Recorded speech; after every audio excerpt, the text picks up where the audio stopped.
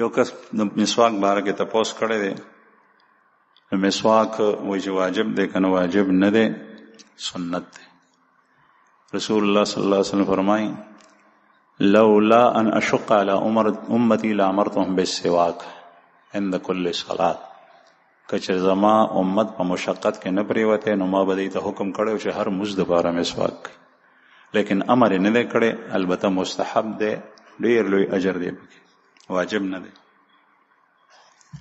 یو کس تپوس کړی چې بعضې خلک وایي چې څوک د اذان په وخت کې خندا کوي نو ډیره سخته ګناه ده، لکه مور سره زنا کول دا یې لیکلي دي.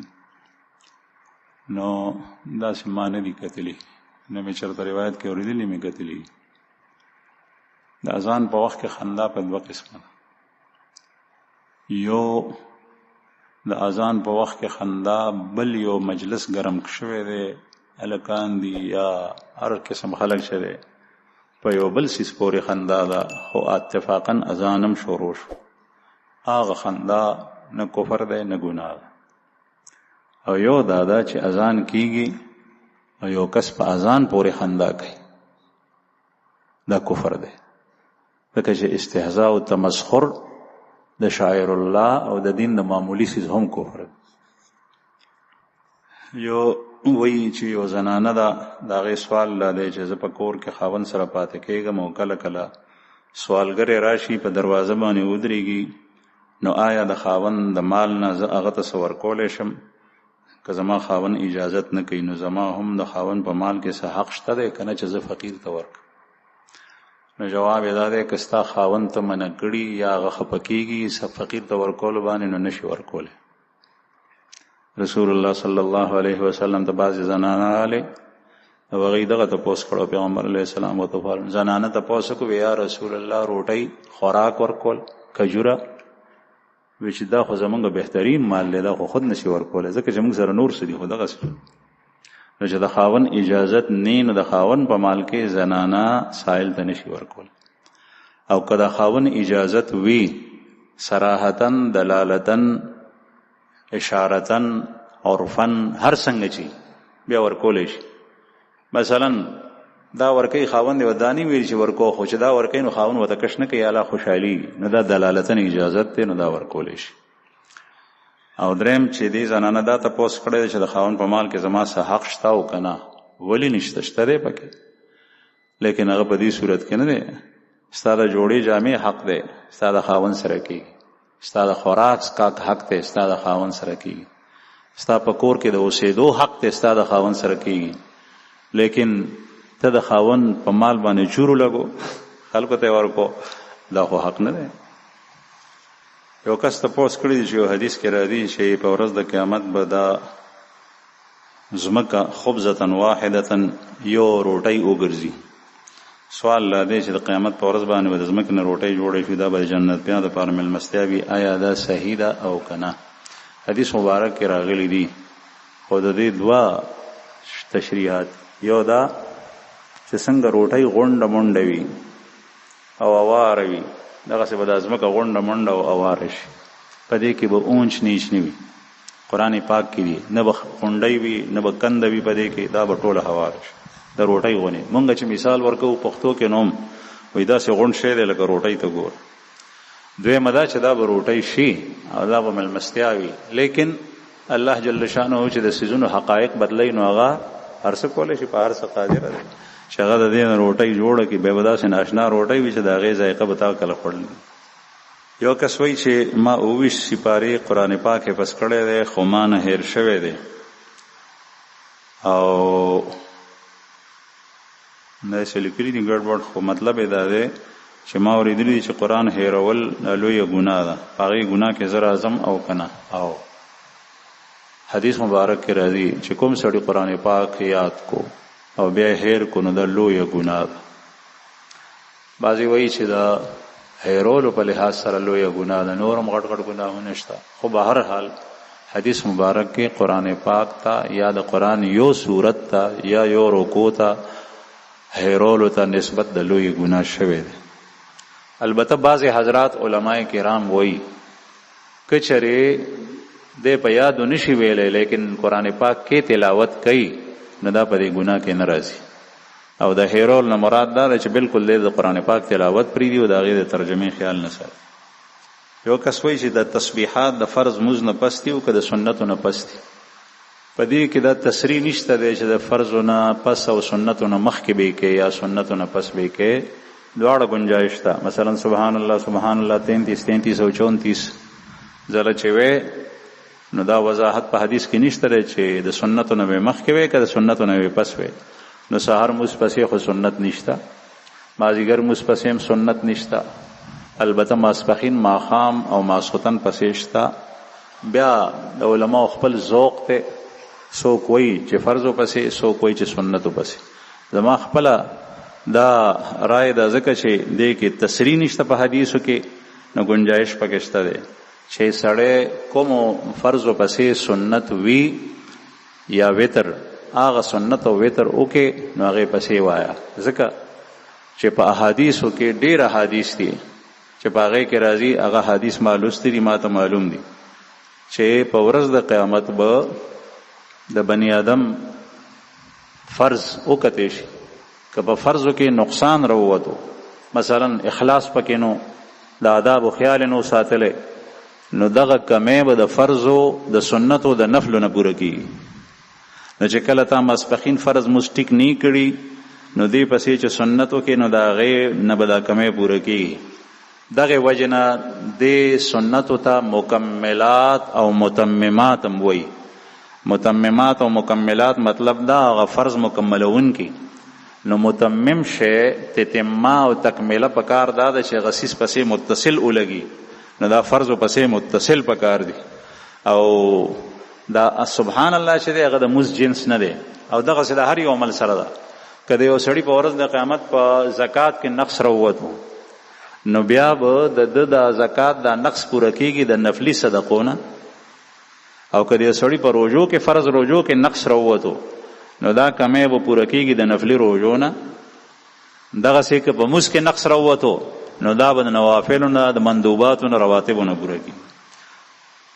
دویم تپوس یې کړی دی چې مارغان ساتل څنګه دي، لکه خارو، مینا، طوطي، دا ساتل جایز دي، خو هغه وخت چې د دوی د خوراک او د ګرمۍ یخنۍ نه د بچ کېدو انتظام کې، او که دا نه کې نو بیا ګناهګارېږي. او د دواړو مثالونه در کوم. حضرت انس رضی الله عنه ورو هغه بلبله ساتلی و مدینه منوره کې. پیغمبر علیه السلام ورته دا نه دي ویلي چې دا مه ساته. او یو ځل هغه بیا مړه شوه، چې مړه شوه نو پیغمبر علیه السلام یې تعزیت ته تللی و. نو د هغې ماشوم نوم ابو عمیر، ورته فرمایي یا ابا عمیر ما فعلا، نو غیر هغه خفه و. ابو عمیر بلبله دې څه شوه؟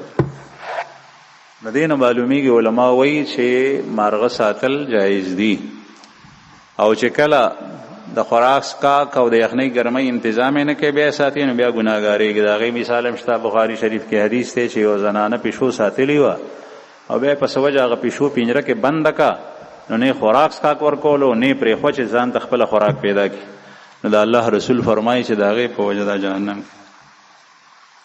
یو کس وایي چې ما یو بال اغوښتی دی، موبایل مې اغوښتی دی په قسطونو کې، او هغه ما اغوښتی دی په 30,500 په قسطونو، او هغه په نقدو باندې په 22,000 میلاویږي. نو دا سود کې خو نه راځي؟ نه، سود کې نه راځي.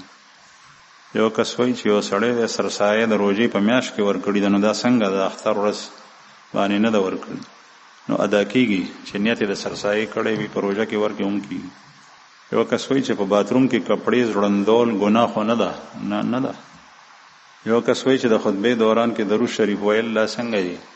خطبې د جمعې د خطبې اورېدل واجب دي، نو وایه ما او خطبه اوره، البته په زړه کې که هغه تصور کولی شو نو اجازت شته.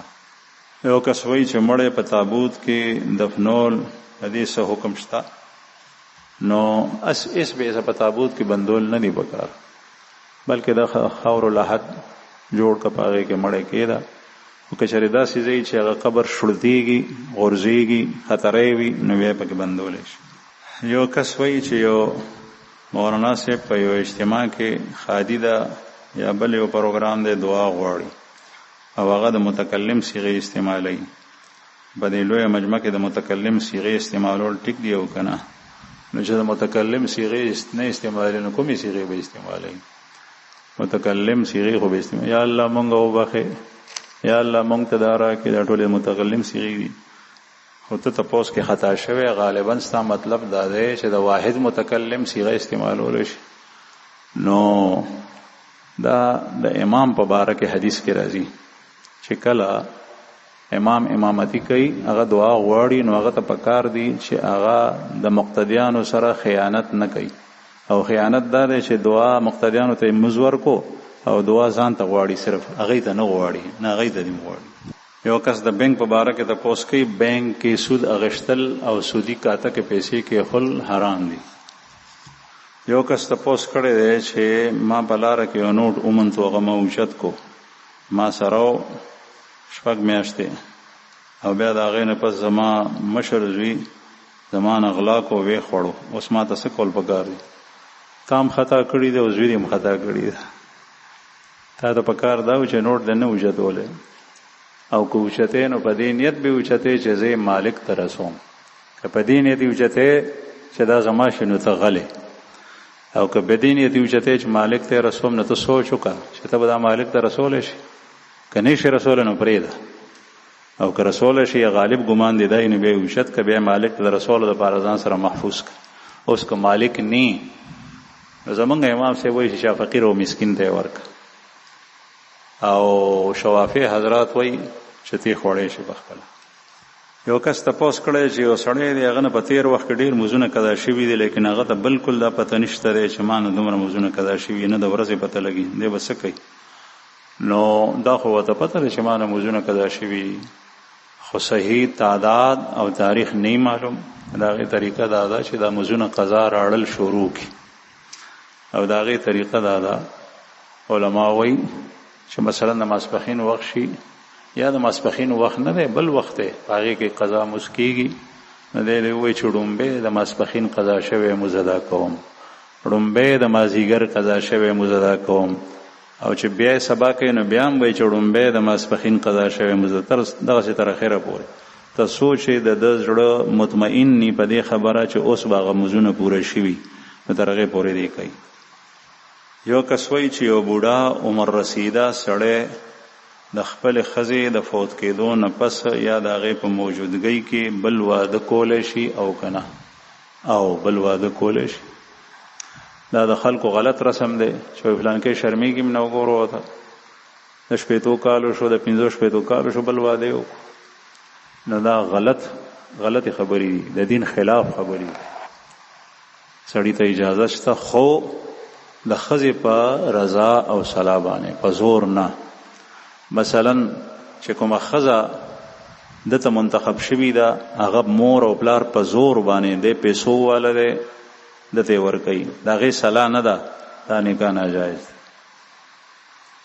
او که چېرې هغه خپله خوښه ده د هغې او زه دې قبلوم بیا کولی شي، بیا د عمر هېڅ دغه نشته. دا غلطې خبرې دي چې دې بوډا سره دا نه جوړی ده، دا پلانکی دا ډنګړی د جنۍ خپله خوښه ده چې هغه په خپله دا بوډا قبلوي نو نکاح ورسره کېږي. یو کس وایي چې موبایل فون کې تلاوت کول جایز دي که نه جایز دي، لیکن قرآن پاک کې چې کوم اجر و ثواب دی مصحف کې هغه په دې کې نشته، البته تلاوت اجر دی. یو کس وایي چې صدقه فطر سړی خپل پلار ته نیکه ته ورکولی شي او که نه، پلار او نیکه ته صدقه فطر نشي ورکولی، زوی ته، لور ته، نوسۍ ته، کړوسۍ ته تر لاندې پورې صدقه فطر سرسایه نشي ورکولی. دغسې پلار ته، مور ته، نیا نیکه ته، د نیا نیکه مور او پلار ته هغوی ته نشي ورکولی. او بل تپوس یې کړی دی چې یو سړی دی هغه ډېرو کسانو ته پیسې مخکې نه ورکړي، د ورکولو نه پسې بیا نیت وکړو چې دا صدقه فطر سرسایه شوه، نو دا کېږي که نه؟ دا نه کېږي. دا خو هغه مثال دی چې یو بوډۍ و د الله په نامه یې څه نه ورکړي، سپی رالو د شکور نه یې روټۍ وتښتولو بیا زه د الله په نامه شو، دا داسې نه کېږي، مخکې نه به نیت کې ورکړي.